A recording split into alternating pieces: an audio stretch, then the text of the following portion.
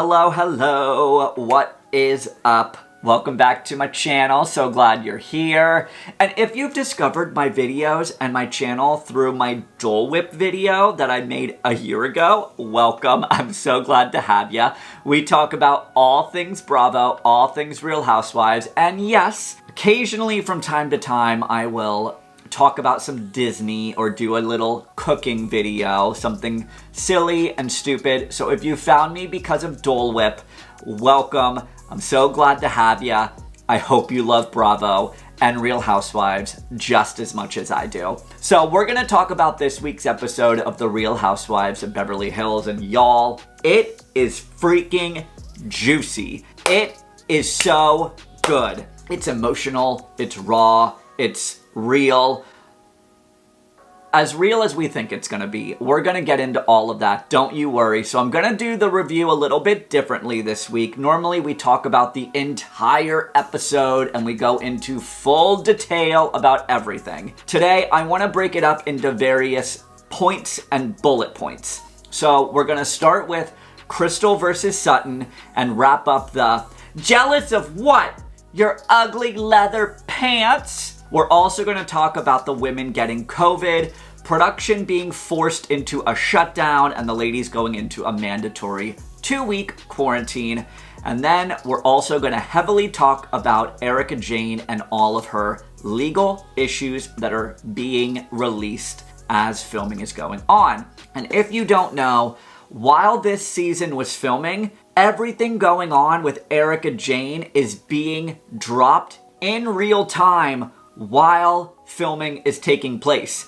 So if you're wondering, well, why aren't they mad? Why aren't they this? Why aren't they that? Why aren't they talking about this? Well, while this was filming, none of the ladies knew what was really going on. Things get dropped all throughout the season, and everyone is finding out about all of this drama in real time.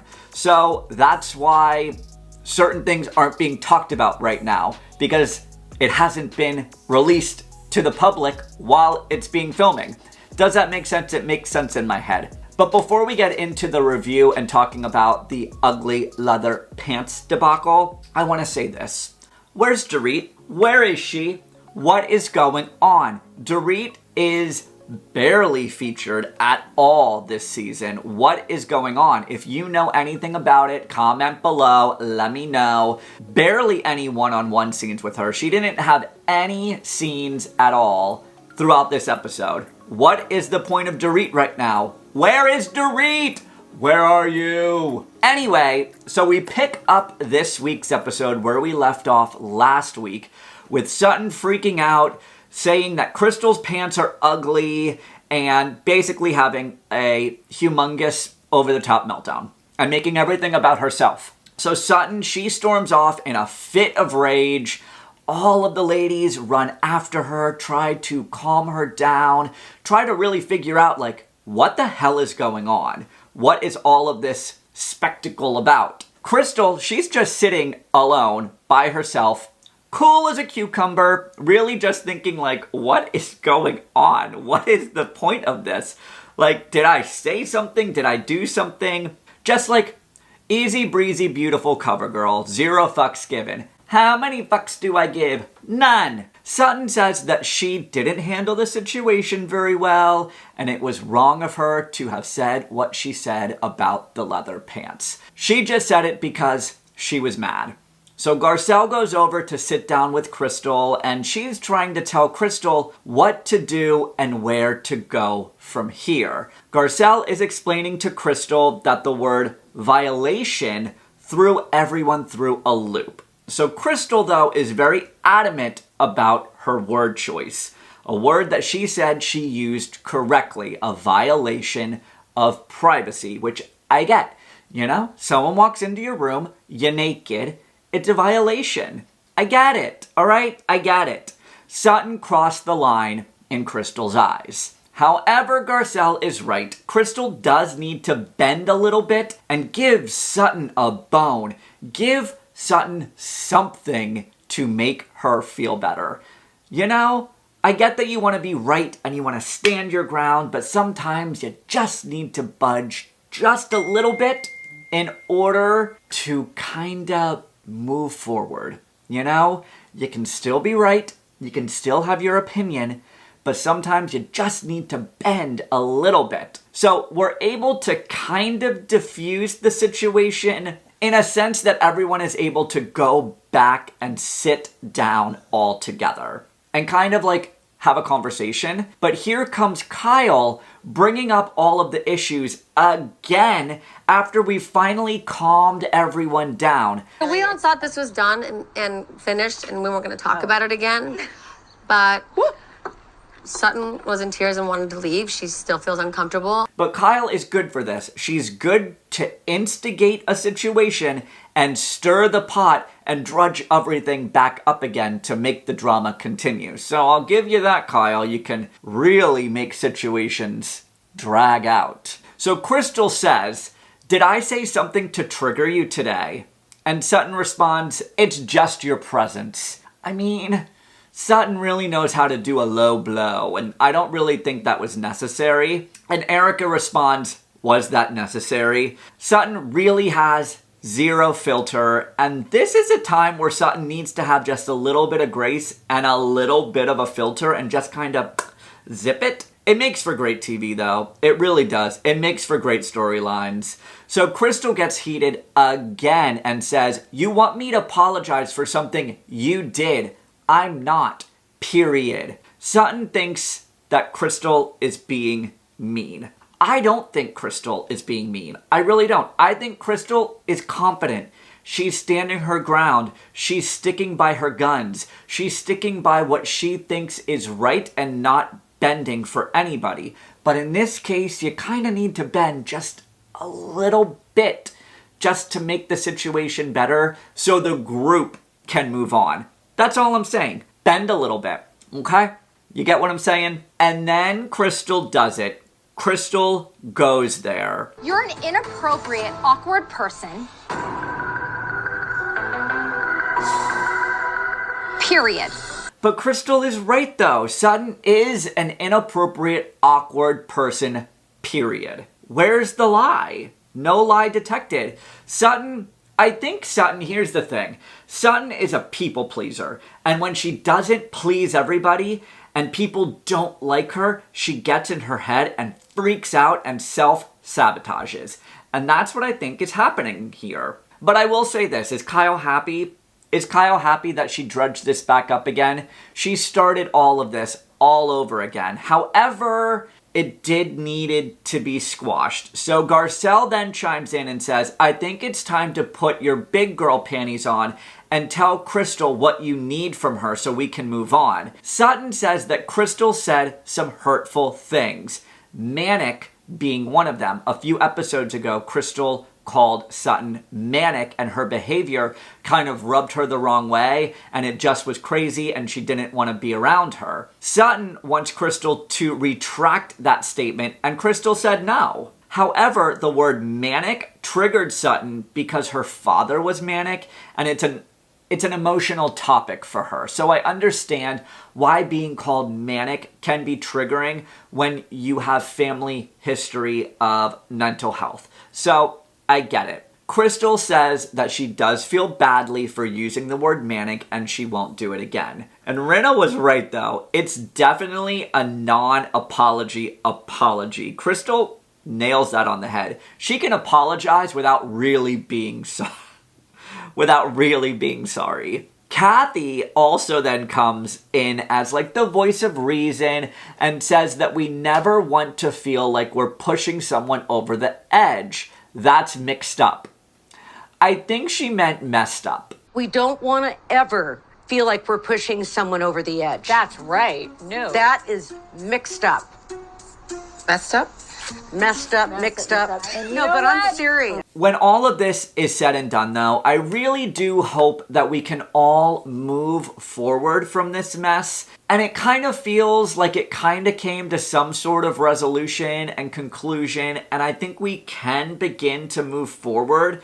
I mean, we even ended the conversation with some humor. And lock your door. And Why? lock your damn door. You're just taking it back. I did. But all of this could have been avoided if you locked your door. I'm sorry, I would have locked my door if I was naked and I didn't really know the group of people. Door locked. Just saying. So now, 4 days later, Kyle, Kathy, and Dorit all tested positive for COVID. Production was forced to shut down. All the ladies went into a mandatory 14-day quarantine, and they were only allowed to film via FaceTime, phone calls, virtually, in a sense. So maybe it's just me, but I do find all of this hard to relive. It's hard to relive COVID all over again through the eyes of the housewives. So while all the ladies are in quarantine, the news begins to drop about Erika's divorce being a sham in order to hide assets, and all of the legal issues regarding embezzling money from Lion Air plane crash victims. So here's what. Kyle and Rinna really do rally around Erika, and they're FaceTiming her because production is shut down and everyone's freaking quarantining because they can't see each other, and they're asking how Erika is doing, and Erika says she's doing fucking horrible. How are you?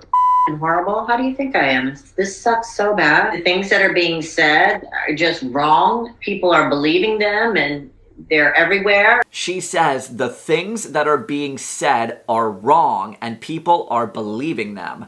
She said what's being said is insane. She said nobody cares about the facts. Erika is denying all of these rumors, all of these speculations, all of these headlines. She said that her divorce isn't a sham and she isn't hiding assets because she doesn't even know how to hide assets. She said that these people are suing the firm and she's being dragged into all of it. Yeah, well, you have to remember it's the firm that they're dragging in. So they're suing the firm and I'm being attached to it.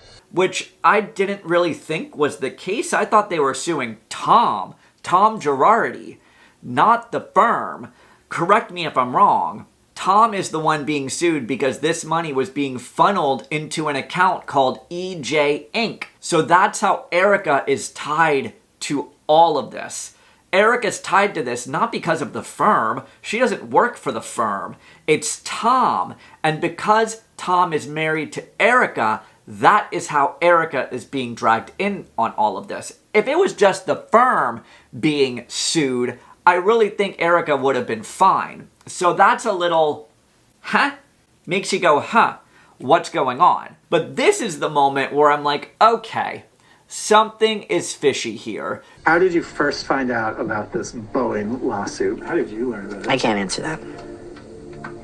She shut that down so freaking quickly. And through this whole episode, I'm conflicted. I don't know whether or not to believe Erika or not believe Erika. I don't know what's true. I don't know what isn't true. And I guess maybe I should try to practice Kyle's advice, guilty until proven innocent. I'm just very conflicted. Erika then says that she doesn't even know why she's being investigated. Things are not looking good for Erika. But Kyle and Rinna are being good friends and really rallying behind Erika. Apparently, Erika is now being forced to pay all of these legal fees because all of these lawsuits are now coming straight towards Erika. I think the Ice Queen is beginning to melt, y'all. Whether or not we think she's lying or telling the truth, I will give Erika this. She's not holding back. And she's really opening up and being raw and emotional and telling what she can of the story and the situation. And again, whether or not we think that she's being honest or not, she is making for a very interesting season of the Real Housewives of Beverly Hills. It is fascinating to watch all of this unfold. So you kind of can't knock her for that, all right? You just can't. So all of these legal blows are the main topic for this week's episode. So a few days later, Rinna and Crystal are headed over to see Erika to make sure that she's doing okay despite everything going on. So here's what. Everything going on with Erika and all of the lawsuits and the money embezzlement and stealing from plane crash victims. And then you see scenes of her cabana, her pool, her fancy little house. And just when you start to feel bad for her, you see all of that and think, nope, she is still an asshole and she knew what was going on. So there's back and forth between two scenes. We have the scene with Erika, Crystal, and Rinna, and then the scene with Kyle and Garcelle. But can we just please put a pin in this for a quick second and talk about Garcelle's outfit? What is this half-eaten up sweater? Like, I'm very confused. What in God's green earth is this outfit? Is this fashion? Am I missing something? This is not a cute look. Comment below, do you like Garcelle's weird, whatever we want to call that sweater? I don't even know what to call it. I'm at a loss for words. That doesn't happen very often. So Rinna asks Erika how she's doing, and Erika says, I'm not doing good. She said that she's under so much pressure, and Rinna said, it make you feel better that if the person you put on a pedestal, and Erika cuts Rinna off and says, he's really just a piece of shit, implying Tom. Erika said in her confessional that everyone thinks that Erika Jayne brought down Tom Girardi. She said Tom Girardi brought down Tom Girardi. She said that she doesn't want his actions to kill what she's created. She fears starting over. The only thing she has right now is her name and the hope that this isn't where things are going to end for her. I mean, at the end of the day, it's really not looking good for Erika because more things continue to get dropped every single day. Even now, things are dropping. So then flashing over to Garcelle and Kyle, Garcelle said that every day it's something more and she doesn't know what to believe anymore.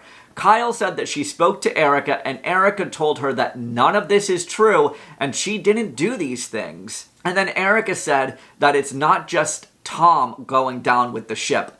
Tom is taking everyone down with him. And then Garcelle in her confessional said this. Maybe Tom did these things, but I don't think Erika knew about them. One thing that I do know is that husbands can have secrets that wives don't know about. I mean, no lies detected. I think Erika blindly trusted Tom, and that is why Erika is in the situation that she's in now. So while Erika was talking to Crystal and Rinna, she tells them to please look at their bank accounts because look at what's happening to Erika now.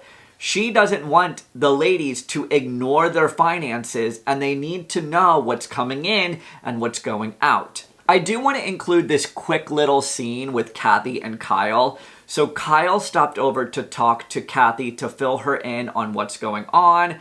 But we need to talk about the creepy Christmas wreaths and Christmas trees that Kathy makes. Why with the creepy baby dolls, Kathy? Why with the creepy baby dolls? What a very bizarre hobby for somebody that has more money than they know what to do with. However, I guess, do your thing and live your truth. So Kyle is talking to Kathy about COVID and quarantine and all of that stuff, and she gets very emotional because Kyle doesn't feel like she's being a good mom with COVID and quarantining. Portia can't go anywhere. She can't see anything. And she thinks that Portia is getting comfortable with not going anywhere, not doing anything, not going to school. And Kyle's feeling very guilty about that because Kyle prides herself in being a very good, hands-on mother. And she said that there's basically no rules anymore and she just feels very guilty about it. Quick side note, we also get to meet Sutton's daughter Porter this week. And I will say this, Porter does seem like a really sweet, polite young lady. Good parenting skills, Sutton. Good parenting skills. I will give you that. She is a very poised, well-mannered lady. So, good job, Sutton. So now we're going to end this review with this very emotional scene between Erika and Kyle. So before we break down this scene, we need to talk about the Camille tweet. I have it pulled up. So after this episode aired, Camille tweeted out this. Camille said, we filmed in the Bahamas season 9 and we were all swimming in the water. I don't remember seeing EJ's mascara run after swimming underwater. Just saying. Okay, Camille. Okay. Getting yourself into the game, I see. So we are all aware that Erika broke down in tears during this one-on-one with Kyle, and everyone on social media is saying, girl, you couldn't even afford to wear waterproof mascara? well, maybe she can't afford it anymore. Her glam squad did leave her. They scattered like roaches.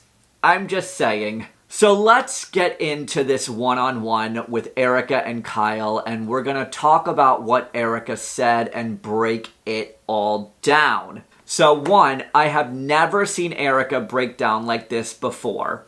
Either she is really telling the truth, or she's a great actress and she's gaslighting all of us. Kyle, this is so hard to do. This is so hard. What's happening is so hard. I've never been this overwhelmed. 2, she said she has such a story to tell, but she can't tell it because her hands are tied and it's not the right time. My hands are literally tied, and I could have never predicted this ever. 3, she is really drilling home the fact that none of these allegations are true and her divorce is not a sham. 4, she's denying every single headline coming out that it's not true. 5, she said that you'd be shocked how quickly people turn on you. I mean, I'm not really shocked. I do have to agree with her there. You really do find out who your true friends are when you really go through some shit. Like real life fucking low down drag out shit. You really find out who really is your friend and who really cares about you. So I'm gonna agree with her. Through all of this, I think Erika really is finding out who really is there for her and who really is not. 6, then Erika says that she hopes someone is checking on Tom because he's not good, implying that he's deteriorating, and the rumors about all of his health, they're true. She's implying that. By her saying that, she's implying that Tom's health is really declining. 7, the reason Erika filed for divorce is because Tom resists everything she says and does. 8, she said that Tom resented her for how big she became with her career. When Erika got on Broadway, Tom said, "Who the fuck do you think you are now?" Erika said that Tom is down to punish her until the end. Well, he's also angry you left, Rob. You know, so it's your punishment too. Oh, he's down to punish my ass all the way to the ground.